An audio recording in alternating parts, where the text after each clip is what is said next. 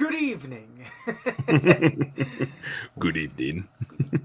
When you Welcome did the back. countdown, it reminded me of Wayne's World. And Yeah. That is a visual gag. That is not for the people listening to this. no, Uh, if you know Wayne's World, you know exactly what I'm talking about. we're back once again with another movie show. JJ, and Jake's movie show over here. You want to say it's the like I forget the unoverlooked, the underdog sort of Underrated. underrated. I Although don't. That was just an idea. That was just it's an idea. yeah, I was gonna say we can't really do that since like the first two episodes were Jurassic Park and Terminator 2, and then we also did The Matrix. Hey, Uh, they might be appreciated, but they're still underrated. No, I'm joking. Jurassic Park could be more loved. You're right. Um, Doesn't get enough credit for everything. but yeah, back again with another. This one probably fit more into that theming Yeah, than for anything sure. because it's going to be a lot like the Fog episode, Which is underrated. which is an underrated John Carpenter movie, and that's the one that we watched. And then we're just going to end up talking about John Carpenter, and it's going to be the same thing because today we decided on Rope, the Alfred Hitchcock movie from 48. I think it's more like 58, 57. Maybe. I don't know if it's I don't think it's the first Jimmy Stewart movie, but I think 19, it was 19 before Vertigo. 1948. Oh Jesus! Okay, never mind. I Yeah, was way off. yeah. I was right. You were wrong. I was way wrong. You were a decade away, my friend. Well, now the movie has a whole different meaning. It's 1948, based off of a play from 1929. I was right that it was before Vertigo, though. Yes, yes. Uh, I didn't say how far before. yeah, one of my personal favorite Hitchcock movies. Oh yeah, it was. A lot of people give it crap. Like I know people, like Oh my yeah, father-in-law watched it with all his friends, and they all hated it. And I was yeah, like, maybe it's not as good as I remember it. And watched it, and I was like, nope, this is still really, really good. yeah, yeah. Very. So cool thing about Rope, it's a very small cast. It's like one location, Yep. with the exception of the opening credits. That's like the only other location in the But you're movie. just outside the window. You're just outside the window. Yeah, You know, it's funny because people always say the movie's 10 shots. It's actually 11 because they yeah. don't count that opening shot, which is Correct. most definitely part of the movie. One very cool thing is that Wikipedia actually breaks down where the cuts are. Oh, I've seen that, yeah. That's Because very cool. I saw that and it said the first shot was 10 and a half minutes. And I was like, no, first shot's like 4. Yeah, well, yeah, because the credits, no matter who you talk to, the credits are never counted. It's for historians, opening credits aren't counted. So, because it could just be a still image. It could be anything. It's Yeah, just it's how not though. close. You see Hitchcock and then it pans to the window and Hitchcock then you has hear like the scream. It's definitely part of the story. Hitchcock has like 2 cameos in this. Yeah, he's got the neon lights in the Yeah, background. yeah, It's the logo from the TV show. yeah. From yeah, it's the Yeah. weight. It's the weight loss, fake weight loss thing. It's for that. You That's can't really see. The only reason I know is because I saw it in the making of. I did not notice that myself. but Why would I have? yeah, yeah. Rope, well known for being filmed in such a way to where it appears as though it's just one long take. Yes. I do like that he doesn't try to hide it when the canisters are being swapped out. Like, There's a few hard cuts. There's a couple Yeah. where it goes behind their back, but most of them are just hard cuts. like because like the one like the Smash behind the cuts. back ones and stuff are just supposed to just disguise it, whereas the other Mhm. ones that are just hard cuts are Yeah. the ones where in the theater that's when the cans are being swapped out, so it didn't Mm. matter. And so it didn't matter that kind of stuff. Yeah. So, Well, like Jimmy Stewart gets a cut when the girl comes in, she gets a cut. It yeah, might be everybody. I'm not sure, but it's definitely for a purpose, which is very cool. yeah, I mean, Hitchcock is. I kind of watch his movies and get mad because he's yeah. just so good and it's just Yeah. so effortlessly This- good. This one, and I think Jimmy Stewart even says it when he's talking about this movie of like Hitchcock is the only person that would have tried this, and it probably didn't really work, but you know what, he still did it kind of thing. It totally works. Well, it's funny when you listen to Hitchcock, because all of his movies he always talks about where they failed and stuff. But really, any real artist always looks at the flaws of their stuff. They're never happy with it.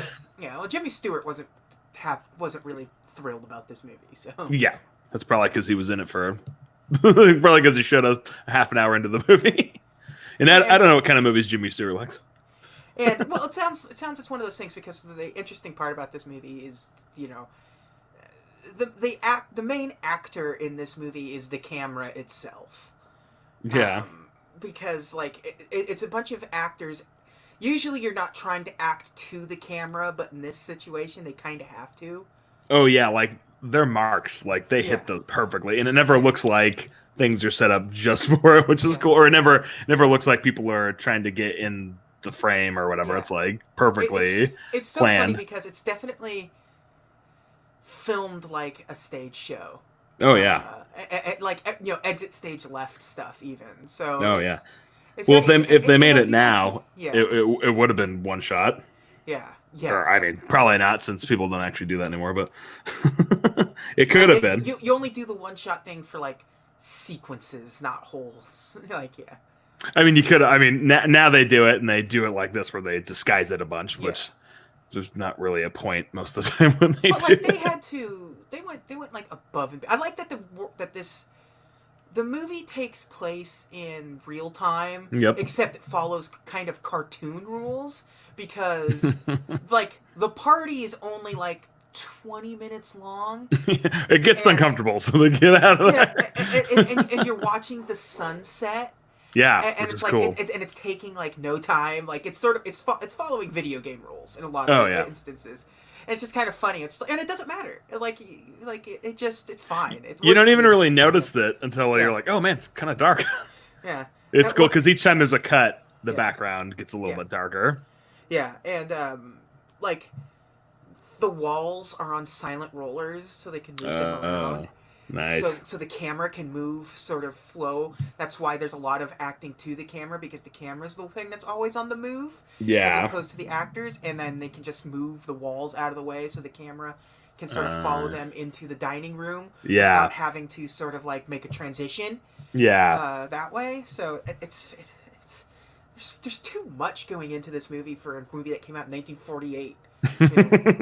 Yeah, it's just like usually when they do something that's never been done before, they don't just kind of do it, they really go for it. Like with King Kong, like they don't just kind of do the stop motion thing, they really go for it in that, which is cool. It's usually just not just one achievement, it's a whole bunch of them. And that the cyclorama, the big map painting basically in the background is like, it was at the time the biggest ever made for a soundstage. Oh yeah, like it went crazy. And like, you know, and it has things like it's this big, basically a painting, but it's got like effects built into it. You know, there's like in the foreground there's smoke coming out. Smoke, and there's lights and chimneys and neon and everything. Yeah, I did read on Internet Movie Database that once the camera rolled over a guy's foot and it broke it, but they didn't want to ruin the scene, so they like grabbed him and pulled them off so he wouldn't ruin it. And the all the clouds are practical effects. Oh yeah, they're spun glass, and they change constantly throughout the movie. That's cool. I read that they changed 8 times throughout the movie. That's cool. Which is just one of those things like, you didn't need to do that. You absolutely didn't have to do that. Most people probably weren't going to pay attention to that, but Hitchcock was. And Hitchcock's making the movie for him, not for you. Yeah, exactly. Yeah. Well, it kind of makes sense with him because he always storyboarded all of his movies anyway. So it's like he'd write it out in the script and everything. So this movie's not too out of his league. I don't even know if it might be easier to make it like this. Instead of doing a bunch of setups, you just do. I mean, the planning is going to be a pain in the ass to get everything right. No, that's really what it sounds like when you hear like Jimmy Stewart sort of talking about it and everything. Like, boy, this is like, it's just kind of a pain in the ass to make a movie like this because like you're kind of just, it's one take, you know, and you just got to sort of be in place and ready to go. And it's going to go on for 10 minutes. That's an incredibly long time to film a scene for a movie. Yeah. It's 10 minutes. I mean, that's crazy. Yeah. It's cool too. I mean, it really adds a lot to the movie too. Yeah. Well, and just like it's cool the way that like where it doesn't cut. It's cool how much it adds to it because like you're watching people talk and stuff, and then sometimes like the camera goes to Jimmy Stewart when he's listening, and then you know, so it really adds an effect. There's that one scene where they just sort of like, it's a good 90 seconds where they're just kind of like focused on Jimmy Stewart listening to everyone talking at the party. Yeah. And in a movie, just having the camera on one person's face for more than a couple of seconds at a time is weird, and you notice it. And in this case, you do notice it, but also, like, Jimmy Stewart's really, like, the other people are acting, but Jimmy Stewart has to be even more acting without saying anything. Yeah. It's cool because you already know, because you've heard him talk about the murder the whole time. It's cool, Jimmy Stewart, because like, oh, he's listening to it. Yeah. And then there's like the three of them talking about what happened to, I don't know, the guy that got killed, Michael or whatever the hell his name was. David. Damn it. And it's like the girl and then the two killers. And then Jimmy Stewart pops up between them out of focus. Yeah. And it's very cool. I love that. Oh, and I got to get Honey Cat.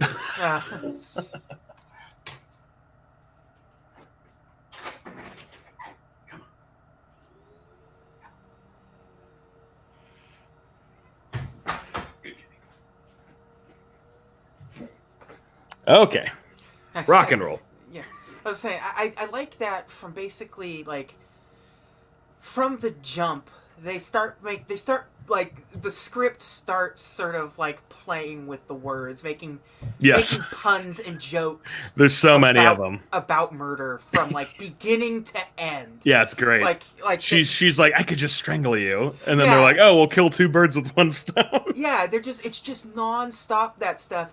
And it made me chuckle every time. It's like because it's so obvious, but just like so well done. Yeah. And to watch, like, you know, the guy that plays Brandon, who's the John Dahl, who's the smart ass of the two, the one that's very arrogant, the actual psychopath. Like, it never phases him, but it phases Philip more. Yeah, and stuff because he's just cracking the whole time. From the minute. From the second they lock that guy in the David in the trunk, he is just slowly drifting into just madness. Yeah. It's so funny that it's just like, it's Telltale Heart without the sort of like audible part of it. Like, yeah, he's too focused on trying not to give up the location of the body at times. Well, and it's cool because he does pretty classic, you know, psychopath, narcissistic behavior where he's taunting everybody and he's flaunting it in front of them and they don't know it. Yeah. And he just kind of keeps escalating things. And like, even when he brings, his name was David? David was the guy that was killed. Yeah, David's girlfriend, which is soon to be fiance, and then he brings her ex-boyfriend there, and then they're all weird, and they're like, Brandon, you always do stuff like this, and it's just like, and Jimmy Stewart says that he's like, this is the kind of stuff that you would do back in school, and it's like he's like always like pushing it and trying to get a reaction out of people, which is what those people do. But like Jimmy Stewart, from the second he gets in there, he's already doing the whole like, oh, it's like that story you used to always tell. You know? Yeah. Well, he walks in and he knows something's going on. Yeah. And that's another thing that Brandon does is he brings his teacher to get it past him to show himself how smart he is, and he wants to prove how smart he is by getting it past his teacher. And he doesn't tell Philip that he's doing that either. And he like doesn't tell him that he's going to move the food onto the trunk. You know, he like keeps doing things with not telling him, and he's just like constantly pushing and like, I mean, I just I'm pretty knowledgeable anyway for some reason, but the last week I watched a lot of true crime stuff, or read a lot of true crime stuff, and Bundy did that when he was his own lawyer. He was questioning a witness, and he didn't have to ask him questions because the district attorney, when they questioned him, just, you know, it was very brief and stuff, and Bundy had him like walk through the murder in every grisly detail, and he's like, they're like, he was obviously reliving that murder and showing it in front of everybody. And they're like, that is like what did him in. And he didn't have to do it. It was just his narcissism took over and he just couldn't help himself. And it totally reminded me of Brandon in this. Yeah. And the president.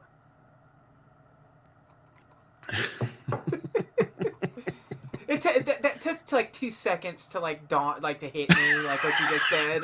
I thought you were just Superman and you let it deflect off of you. Yeah, it's like, wait a minute, did he just say? Well, a lot of developments this week, so it's hard to not say anything. Trying to see. I was just trying to see like. Oh, Andy has his David's parents come over. Yeah. And he just wants to show it in front of him. Then he ties the book with the rope. At first, he leaves the rope out, which I love that when the door swings and then it swings open with him dropping the rope right in the drawer. Yeah. And then he ties the books with it, and he just keeps constantly pushing it and flaunting it in front of everybody. Yeah. And it's very typical of those kind of people. Boy, 48 was a busy year for Jimmy Stewart. He did 4 movies in 48. It's kind of coming back then. I mean, I don't know about 4, but I mean, you look at John Wayne, he did like 6 movies a year.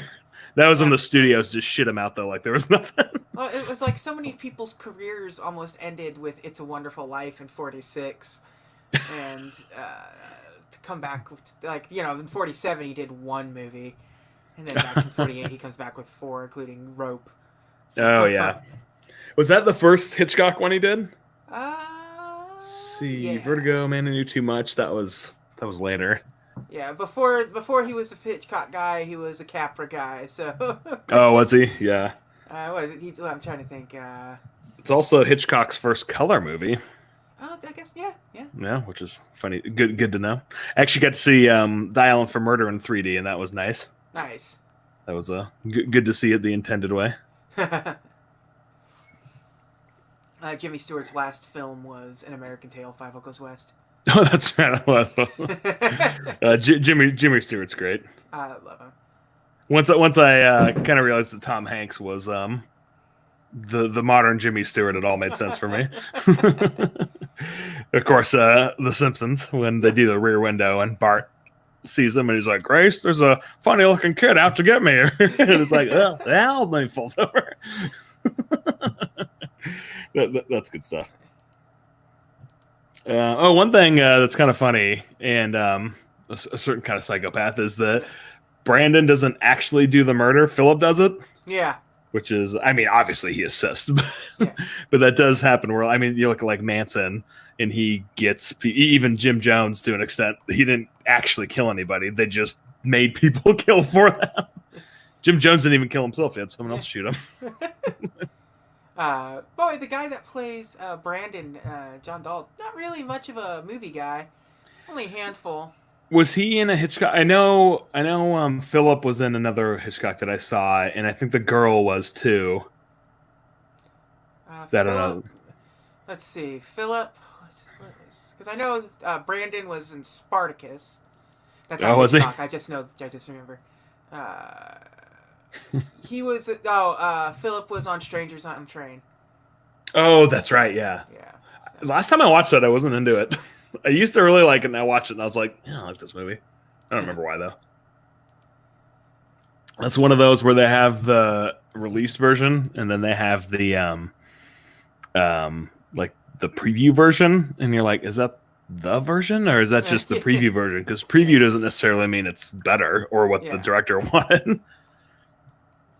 Oh, her one thing that's cool is her dress is very cool with like the little fringy thing at like the elbows and the shoulders, and I did notice that, and even their suits are cool, which I normally don't notice. The woman that played Janet, Joan Chandler, only did 3 movies. Oh yeah, Humoresque, Rope, and Drag Strip Riot. So. I mean, Hitchcock, just like most good directors, had a really good eye for talent. I mean, you don't see a bad performance in a Hitchcock movie. She was on TV, not a lot, but enough, and did several plays. So. Oh, another thing I noticed was this movie doesn't have a score. It has a song at the beginning and the end, but the movie does not have a score. Yeah. They play music, and then Philip plays the piano. Which is a great scene because he's starting to really crack, and he plays, and Jimmy Stewart says something, and he stops, which adds emphasis to what he's thinking, and then he starts to play louder, which is really cool. Yeah, it was very cool. Hitchcock's very good at that, very subtle stuff. Yeah. Well, it's funny too watching a movie from when this came out, whenever the hell this movie came out, and it's funny because like sometimes they set the cups down and there isn't a sound effect on it, and it's just funny. Like now everything has a sound, but back then they didn't necessarily do it for kind of stupid things that didn't need a sound. Yeah, you didn't need to have a full Foley team like working double time to like. What's the sound of a glass setting down on a wooden table with a cloth covering on it? It's just like nobody cares. Just No. A lot of times that sound drives me crazy because in real life you don't really hear it. It's just like the tink tink tink tink tink and like people eating. God, that sounds drives me crazy. Yeah, they always tend to go overboard with like utensils clanking against dishes and like squeaky shoes during like things like that. Yeah, totally. And it's usually the sound to make it. It's not actually. Yeah. Not actually the sound. It takes a lot of effort to make that sound happen when you're eating. Like if you're eating with a knife and fork, like in order for it to sound like that, it takes a lot of effort. Yeah, totally. Well, and it's funny too because sounds look like they're gonna make a different sound than they actually make. I know it's weird, like kind of what your mind thinks it makes when you actually use that thing to make the sound. It doesn't make that sound. It doesn't. Yeah. In movie terms. Yeah, it's like how a lot of times like colors are that way where it's like, well, yeah, but when you film it, it doesn't really come across as the same as how you see it in reality, so you have to choose a different color. Doesn't digital. Yeah. Well. Take that, Christopher Nolan. Yeah, I know. Like, yeah, Michael Mann talked about that with the streetlights and Heat, how he loved them, but on film they didn't show up. And they'd even do a different color to try and get it to translate on film. But and you're doing these movies in a time, especially a movie like this and stuff, with Technicolor, which is not real. Not like it's like it's cool though. Yeah, it really like Technicolor was a very cool process, and it's what gives a lot of movies their very unique feel. Like why a lot of reason you can't recreate like old film a lot of times is because you're not gonna be doing the Technicolor process because it's all digital now, and like you're trying when you try to recreate something to be more perfect than it was, it doesn't really work out so well. Like in order for you to have an old movie look like an old movie, a lot of times you have to like film that way. Yeah. Yeah, and that's why all these old movies look so cool on Blu-ray and when they clean them up and stuff because the colors are so exaggerated and so vibrant that it looks really cool when you get to everything about this see them close. Everything about this movie in particular is super exaggerated, and I love it. Mm-hmm. Like everyone's character is like dialed up times like 211. Oh yeah. Like everyone is like because it's a play, and everyone's like a stage show version of a real person. Oh yeah. And the colors are that way. Like we said earlier, like the time is kind of screwed up a little bit. And it's sort of like everything's exaggerated, and it's really good, and it's like the right kind of exaggerated, and it's only 80 minutes, which also helps. Oh, totally, yeah. Because it builds up perfectly, and it doesn't really... There's not really a scene in there where you're like, it doesn't really need to be there. There's a lot of tension, like, early on, but once Jimmy Stewart hits the show, it just starts to... It really changes. Spiral out of control for the guys. Because you start to see it through his eyes. Yeah. I guess I seem to remember this, if I'm remembering it right, that the writer didn't want you to actually see the murder. He wanted the suspense to be if they did actually kill him, as opposed to if they're going to find out that they killed him, which sounds like the dumbest thing in the world. I don't know. I have no way of... and it'd be completely different. Watching the 1929 stage show, I have no way of Oh no, I just mean the guy who wrote the movie, and that was like him and his Hitchcock's argument. I know. In the play, it is more than it is more than hinted at that Brandon and Philip are gay. Oh yeah, I remember hearing that later. Yeah.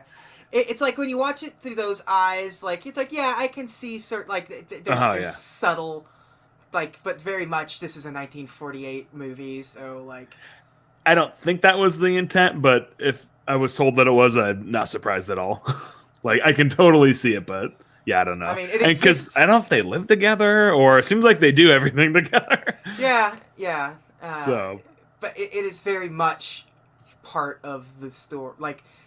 More than subtly hinted at in the original version of like the play. And I think some of that stuff just sort of translates vaguely into the movie where it's like it's not so much that it's part of the subtext, but you can only go. He didn't really stray too far from the play, so. Yeah, I mean, like I said, I could see it for sure. I don't think, but who knows? I don't know.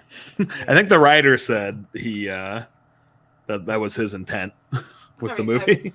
I mean, like I said, it's the intent of the play, so that was very much. Yeah, there. It's like it'd be hard not to take these characters and start from scratch and sort of remove that entirely. So yeah, totally. Another cool thing is when Jimmy Stewart's questioning Philip when he's playing the piano and he plays the metronome. It's like tick, tick, just like it's like when he's grilling him and just like adding to the tension.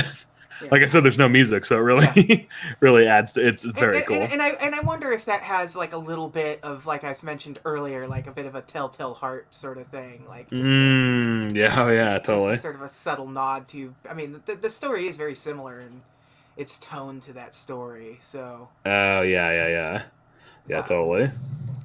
It's so weird. It's so weird that like their motive for murder is just. We're the smart ones. We should be allowed to. Well, I think it's just like anybody who's crazy. They're crazy. They're going to do it. That's kind of the reason they put onto it. But like Jimmy Stewart says when he does his big old speech, and he's like, "I've always thought this, but there was something in me that wouldn't let me do it, and there was obviously something in you that let you do it." Yeah, which is really cool. And I don't know if that was always the way of thinking until movies and video games and. People like Hillary Clinton started blaming that on murderers, but because now, I think it's gone away from that now. But I think they tried to say that Hinckley killed or tried to kill Reagan because he watched Taxi Driver like 3 times in 1 year and he was obsessed with it. You're like 3 times in 1 year, but maybe that was just a stupid lawyer excuse to try to get people out of stuff. Well, think about how hard it was to watch movies in that era. That's true. It was theaters where you were renting a reel to reels of it. So it was just, That's true. Yeah. but yeah, I mean, I don't know if that was back then. They're always trying to find excuses for why people did what they did, or that was an invention of the 80s and 90s. No, I mean, you remember comic books date back to the 20s and 30s, and they were really, even before that, there's some Victorian age comic stuff and things. There's radio shows and things like that. Marilyn Manson's the reason Columbine happened. Yeah. just that kind of stuff, which has always been a bunch of bullshit. It's just another. I mean, it doesn't create it, but it can trigger it. I mean, there's kind of no denying a lot of that kind of stuff. Like once you're sort of in that mindset, once that's how your brain works. Yeah. It just takes the right trigger in some instances. I think it's pretty much the line in Scream where he says, "Movies don't make psychopaths, just makes them more creative." Yeah. just because Dahmer loved The Exorcist 3 doesn't mean that's why he ate people. But anyways, the art of killing conversation's very cool. Yeah. It's a cool one. Well, and that's why Brandon wants to shove it into Jimmy Stewart's face. That's what he did. I love that at the end where Brandon, it's very clear the jig is up and that Philip is going to be rolling on you. But he's still trying to save face and be sort of a smart ass too, because he's still nuts. Yeah. And it's very clear that Jimmy Stewart knows, and that Philip is going to just drop you in any second now. But he's still trying. He's still trying to work his way out of being caught. It's cool. Jimmy Stewart says I didn't even believe it until he says that he was going against it, like he wasn't actually going to take it seriously. It's so funny the way he at the end of the movie when he just fires the gun out the window to draw attention is one of the goofiest things. Oh, yeah, it makes sense. It gets rid of the. Well, I guess there's 2 bullets left, but it's a dramatic way to get everybody in there. Yeah, which I guess it works. Back in those days, before people were shooting guns all the time. Yeah, just left and right, you just hear gunshots all the time. Well, and I like it because they're trying to make the perfect murder, but of course there's no perfect murder because you're always going to overlook something, which is that his hat is in there, Yeah. and Jimmy Stewart sees it by accident because the maid Yeah. accidentally gives it to him, Yeah.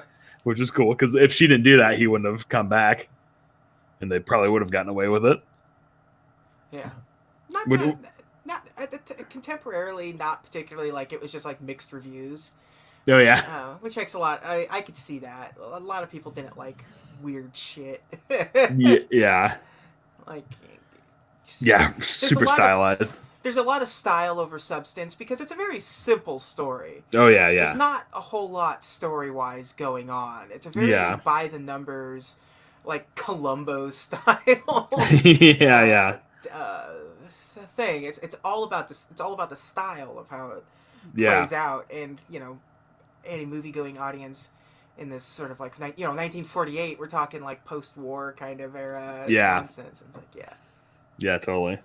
Well, some of the things I like that the camera does is obviously you get the kind of the natural tension and the rhythm of the actors, which is cool, and it's not overdone because I've seen some movies that are, real time, one location or whatever, and they overshoot it. Like that movie Lock with Tom Hardy, like it was annoyingly overshot. Just like constantly editing the shit out of it and just trying to overdo it. And it's like it's okay, like. We're not really going to notice it's the same two shots. Just we're going to be drawn into the story, and like there's like the cool swish pan when Philip breaks the glass. Yeah.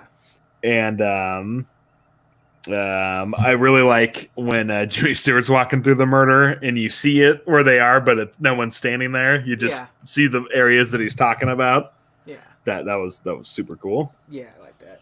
Well, and the way that the movies.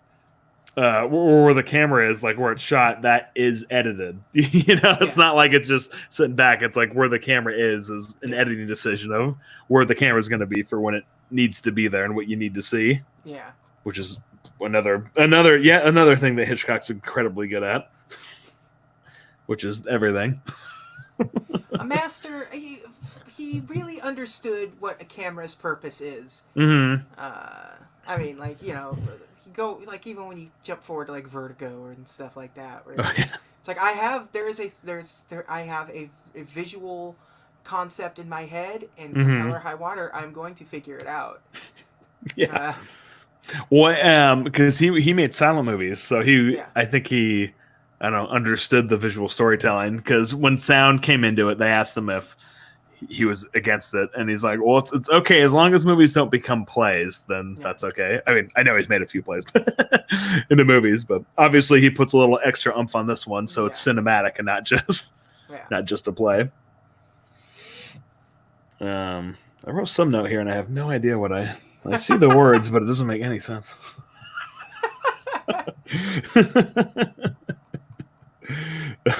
It's funny when the credits are rolling in the beginning, because I always hate it when in the credits you get them going and there's kind of in the corner or whatever, and then the director gets like a new cut or whatever. But and in this one it pauses on Hitchcock's name and you're like, yeah, he deserves that. That's okay. He can do it. Some David Ayer can't do it, but Hitchcock can do it. Exactly. We're just talking about a good director and a bad director. Yeah. That's what you got. No, I was surprised how good it was, and I always look back at old stuff because we know more now scientifically than they did then. Yeah. So I always kind of think that they didn't really know stuff, but then like all their talks about murder and the psychology of it is all dead on from what we think now or whatever. And it's like, oh yeah, they weren't dumb back then. Of course they weren't dumb back then. Just go back and look at that stuff like that. Let's see. What movie came out after Rope? According to this, Under Capricorn came out after Rope. I haven't seen that one. Hitchcock has a lot of movies, and I have not seen them all. I've seen like the A list for sure, and a good amount of the B list. Yeah, it's hard because for a lot of directors, because a lot of directors don't have the sort of breadth of work that Hitchcock has. Yeah. He worked in Hollywood from, let's see, his first major film was 1920. His directorial debut was 1922. Yeah. And, he pretty much worked consistently until 1976. You know, it was his Yeah, last with movie. was a family plot. Family plot, yeah. Family plot's okay. It's not too Yeah. bad. But like, It, there's no like box, like even like the box sets have to like pick and oh choose. yeah. And Oh, there's so many there's movies. so many, and it's just like, yeah, it's hard to like know. It's like, wait, which ones don't I have? Does this have? Is there gonna be crossover if I get this set? Because if I just get it, yeah, but Yeah, yeah. No, it's a pain. That's for sure. yeah, One there's like, and of course there's eras too, because once you get to, I think Vertigo's the beginning, but once you get to like Psycho and on, that's like. yeah, I don't know if Psycho's the good one, but I mean, I know Psycho's good, but I don't know if that's like it's like Vertigo, Psycho, Rear Window, like that era is like it's the golden era. I don't. I remember I had a book where it had all those. I have a few Hitchcock books which go through all of his movies because pre-internet you didn't Yeah. know all the movies unless you had a book like that where you had somebody that was incredibly knowledgeable. yeah. Or like my dad who told me that Goldfinger was the first James Bond movie, and I thought that for years and years. Was that the first James Bond movie he saw? It was the first James Bond movie he saw. Right. So he thought it was the first Bond movie. My friend's dad is always like, no, it's Dr. No. Goldfinger's the third one. And I'm like, I'm pretty sure it's not. He's like, it is. I know. Psycho came out in 1960, North by Northwest, 1959. Oh, that one's crazy good. Vertigo, 58. Mm-hmm. The Wrong Man, 56. The Man Who Knew Too Much, 56. The Trouble with Harry, 55. Yeah. Rear That Window good. was 54. Dial M for Murder was 54. So Rope was 48. Strangers on a Train, 51. I first saw Rope in high school in class, so of course I had to watch it in 2 chunks. Very weird way to watch this movie. Yeah. Or any movie. Yeah. There's like there's no like there's no acts in this movie. Like No, yeah. it goes from start to finish, and that's it. It's one long thing. Like Yeah. at least some movies have like very distinct acts. Yeah, totally. Most movies do. This one doesn't. Yeah. There's no clean stopping point. There's no like made for TV version of this where there's a convenient place where you could plop in like an ad or two. But, Yeah. um, No, and it's cool because there's no fat on it either. No, and there's nothing where you're like, obviously they did that just so they could have a little more time or Yeah. so they could get this person from here to there or whatever. Yeah. It's a very trimmed movie because it's only one set, Yeah. and it's running in real time. So all the fat they don't need, and there is fat, but it's happening off to the side. Yeah. You can maybe hear it, but it doesn't mean anything. No. It's like there are people interacting over here, like, you know, when Jimmy Stewart is doing his thing where he's listening to everybody. Mm-hmm. And, like, you know, there are a couple of different conversations going on. But, you know, he's focused on his main focus. But, Yeah. Well, and it's cool. I mean, obviously these are all good actors, but it's cool. Like Jimmy Stewart talks to the sister-in-law differently than he does. Yeah. Or maybe it's just the sister. He talks to her way different than he talks to Brandon. Like he has and you can just get the sense of their relationship just through their attitudes towards each other. Yeah. And Brandon's so smug. Yeah. From shot one until everything unravels. He's just like, even the seconds before everything unravels, he's still trying to be smug as hell. Yeah. When the cops are coming, he pours himself a drink. Yeah. He like doesn't freak out. Just kind of like what's his name? Millard and Dial M for Murder. Yeah. When he like offers him a drink when the cops are coming. Yeah. Didn't mean to ruin that movie if anyone's hasn't seen that one. Or is even listening. Yeah. No, Jimmy Stewart he's a great actor. Yeah, he comes on the screen and you're like, all right, now we're talking. Yeah, he's one of the few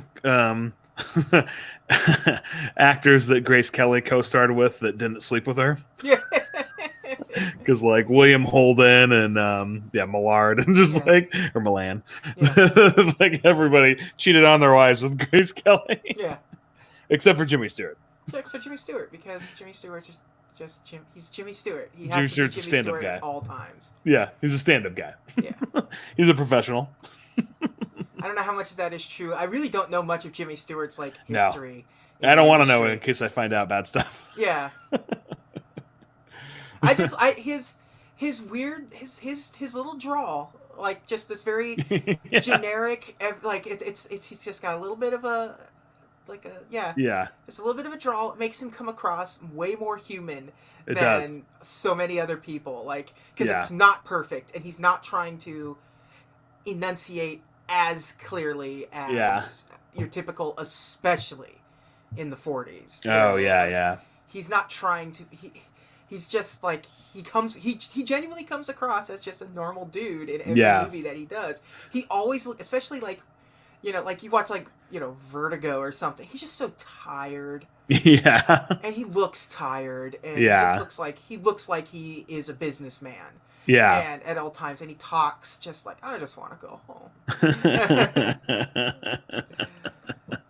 Well, and he doesn't do like his stutter thing all the time. Yeah. I mean, sure, there's He some knows movies. when he Yeah. knows when it works and he knows when it doesn't. So Yeah, yeah. Okay, I was gonna say something about Jimmy Stewart. Can't remember what it was anymore.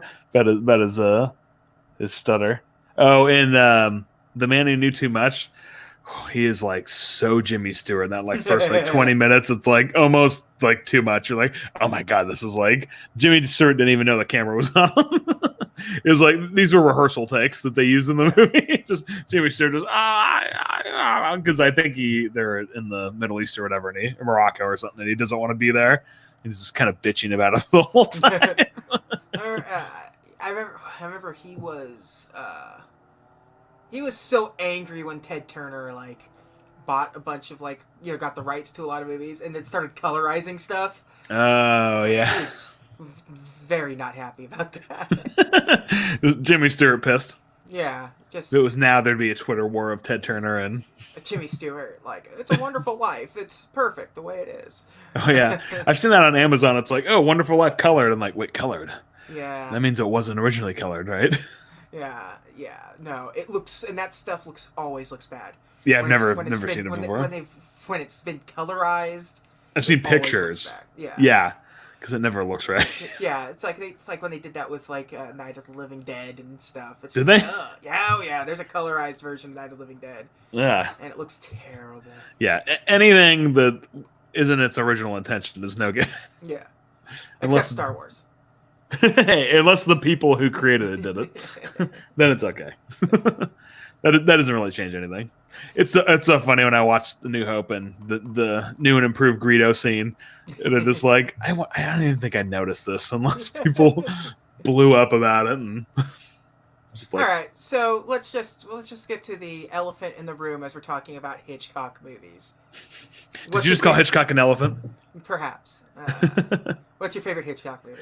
Probably Psycho. I mean, that movie Psycho. is just like fucking perfect. Like Yeah. from the beginning with the music. I mean, the music in that movie is crazy good. Recently though, Vertigo has been kind of a. I think Vertigo is my favorite, but Psycho is it's obviously like the top contender. I think any given week they're fighting for contention, really. In my Yeah, well, I mean, obviously they're way different, and I think Psycho's just everything that Hitchcock ever did in his career is at its peak in that moment.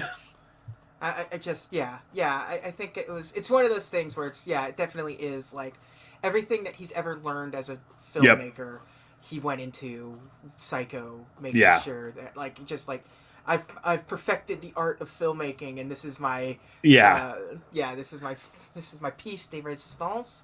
Yeah, that was really a master making that movie, and just everything just hits on all cylinders in that movie. Yeah. When they made that movie, that was the TV crew that made it, so they said that really helped make that movie good because this crew was used to working with each other. I'm always a big like Alfred Hitchcock Presents. I like. Oh, it's great. I love that sort of TV. Like things like Alfred Hitchcock Presents or like Twilight Zone, Outer Limits, and Tales from the Crypt or all those like weird like it's not necessarily like I don't know what to call like Twilight Zone and stuff like because you want to call things like because Tales from the Crypt is an anthology series because it's like each episode is like 2 shorts or something or whatever, but like Alfred Hitchcock Presents or Twilight Zone tend to just be like singularly focused sort of prestige television.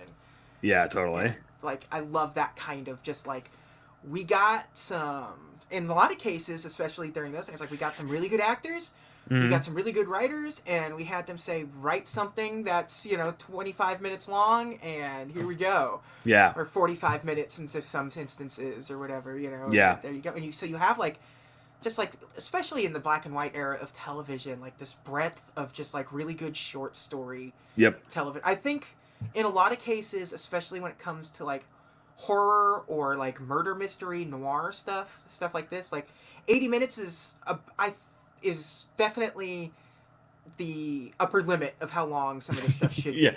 Not every story needs to be 90 minutes. Yeah, and like horror works, horror, especially that kind of like anthology, quote unquote horror stuff, like Twilight Yeah. Zone or science fiction and stuff. I think works best in that format. It's because that's how horror and science fiction and those sort of like pulp stories like originated. They were like magazines, and like, Oh, yeah. they were just like, oh, this is a magazine that you got of like, noir stories, and there's, 3, 4, 5 of them in here, all from some of the, hottest writers of the 20s or whatever. Yeah. And I mean, Well, that's how Lovecraft. I mean, that's why Yeah. Lovecraft is what he is, because a lot of his stuff isn't that long, No. and it was just sort of like, it was in a magazine here, a comic book here, or Mm-hmm. whatever, and Well, and that stuff, that genre is so dependent on point of view and what Yeah. you don't see. yeah, So the longer the story has to go on, and the more kind of plot holes could come out, or Yeah, more exactly. you have to stretch it to make it the more last. elaborate you try to make That's what she said. something, the more elaborate you try to make something, the more you're asking people to suspend their disbelief, and that starts becoming a problem the longer it goes. Yep. And that's for what's sure. great is that in terms of filmmaking, Hitchcock's stuff is very elaborate, but in terms of like plotting and storytelling, he Mhm. doesn't particularly get super elaborate. It's just Mm-mm. cohesive. It's Yeah. well thought out, well planned, and it plays out with, there's the plot twist, even in like Psycho, is a plot twist, and it's just the one, really, Yeah. and it doesn't try to do anything else more than what it's trying to do, and it's great. It works great. Even that one's got a twist in the beginning, which is the main character dies. Yeah, the main character dies. Which is had to be. I mean, it's still weird now to watch that. Yeah. And we don't even know. That's the first thing I ever saw Janet Leigh in. So it's. Yeah. I mean, obviously she was the main star of the movie, but not like I knew her as a movie star. It's funny that she dies, and you're like, oh, she. Okay, Well, I guess she's okay. dead. Yeah. Oh, her sisters are going to be her. No, it's a different No. person. Different person altogether. Yeah. Yeah. Well, it's funny too when you look at the B-list Hitchcock ones, because it's pretty hit and miss. Like Foreign Correspondent is really good. Yeah. Stage Fright is really good. And those you watch them, you're like, I don't know. And it's like, no, this is Hitchcock. It's fucking great. Yeah. It's just another slam dunk from Hitchcock. Yeah. He spends he exhausts most of his energy in the filmmaking process itself, like Oh yeah, camera placement and editing and cinematography and things like Mhm. that like so it works great because his stories tend to be very simple, oh yeah. Which all the good stuff is. and all the good stuff should be. Not everything needs to be a comic book where it has this increasingly more complex relationships with characters and stuff. Yeah, You barely, in this movie, in Rope, you only vaguely understand what everyone's relationship is to everyone Yeah. else. It's just sort of like, well, like, okay, so that's the parents, that's this, that's it. You don't Yeah. really, they don't But expand it all comes upon- across with the acting. with just with the how it's filmed, how it's shot, how it's how very simple. They don't need to. The only thing that is like, they say each other's name an awful lot in that movie, in Rope, which is always kind of weird because that's not how people really talk. No, it's not. I hate it. Yeah, I hate and so like Philip and Brandon are constantly calling each other Philip and Brandon in the movie, and it's a little weird because it's like, okay, people don't talk this way. Even in No. the 40s, people weren't talking this way. But yeah, there's a lot of just like establishing names that is unnecessary. But other than that, like, Yeah. It's not even that big of a problem. It's No. just like it's just silly. Like if you look at it too much, like anything, it's like Yeah, nobody yeah. talks this way. Why do you keep saying his name? That's I, weird. I, Stop. I think Ebert said this in the review of the Phantom Menace, which was really cool. He's like, "This isn't a criticism; it's just an observation." Yeah. That's Yeah. like what I always think of with the like. I'm just pointing this out. It doesn't Yeah. knock it down any points or whatever. Yeah.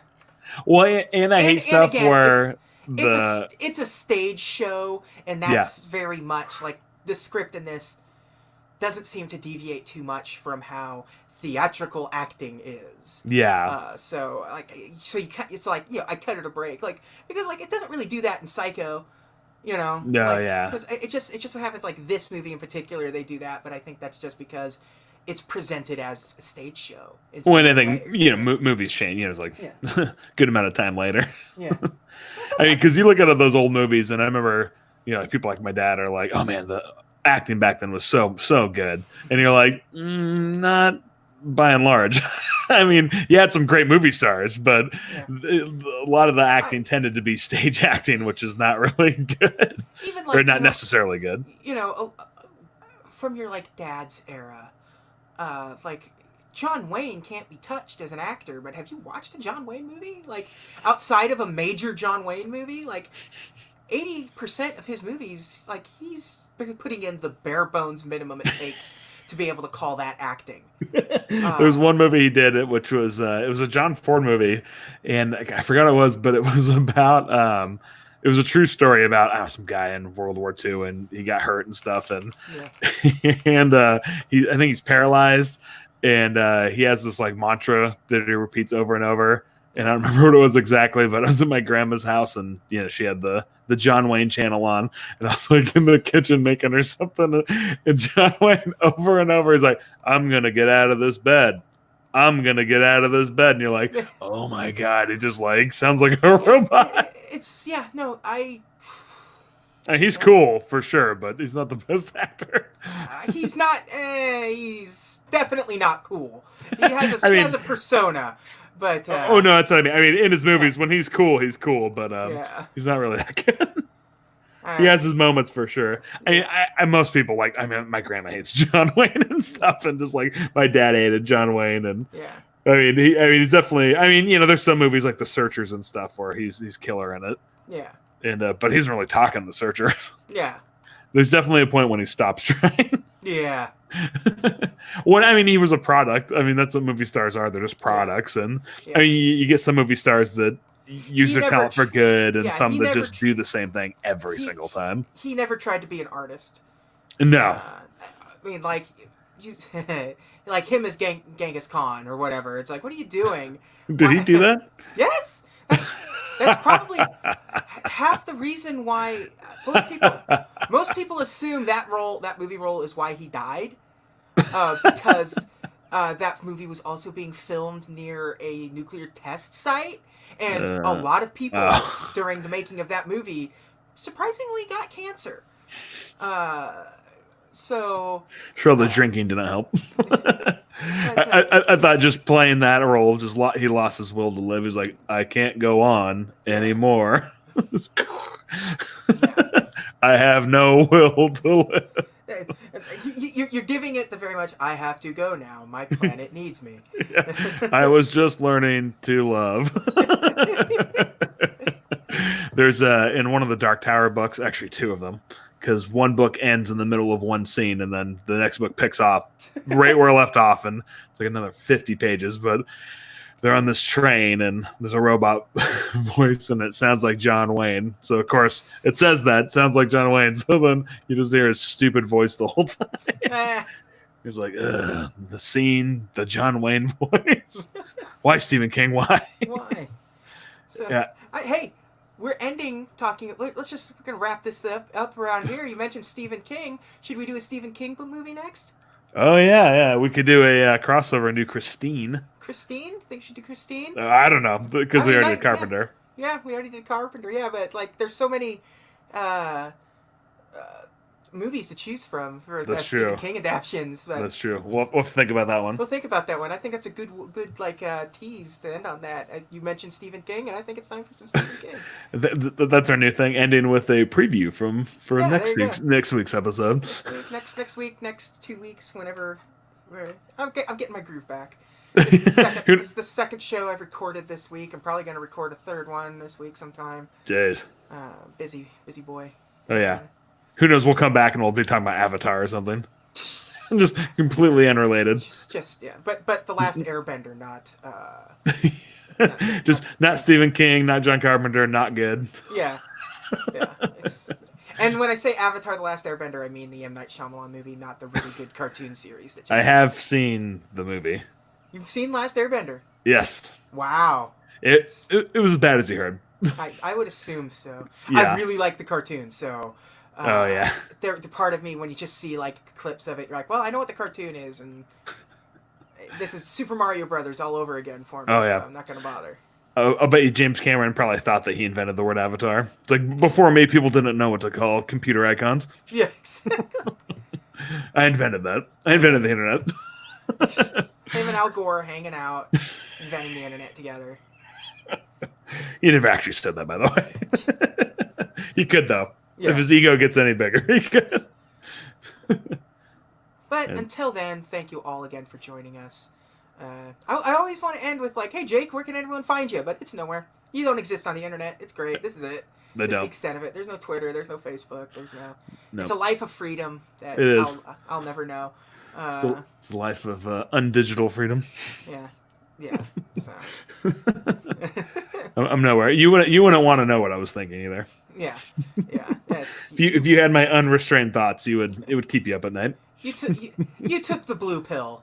And just get to live in the life. It's like absent from the technology. So there we go. There we go. Until then, thank you all again for joining us. I with Disney it's easy. I could say have a magical day because that makes sense. And that's a wrap.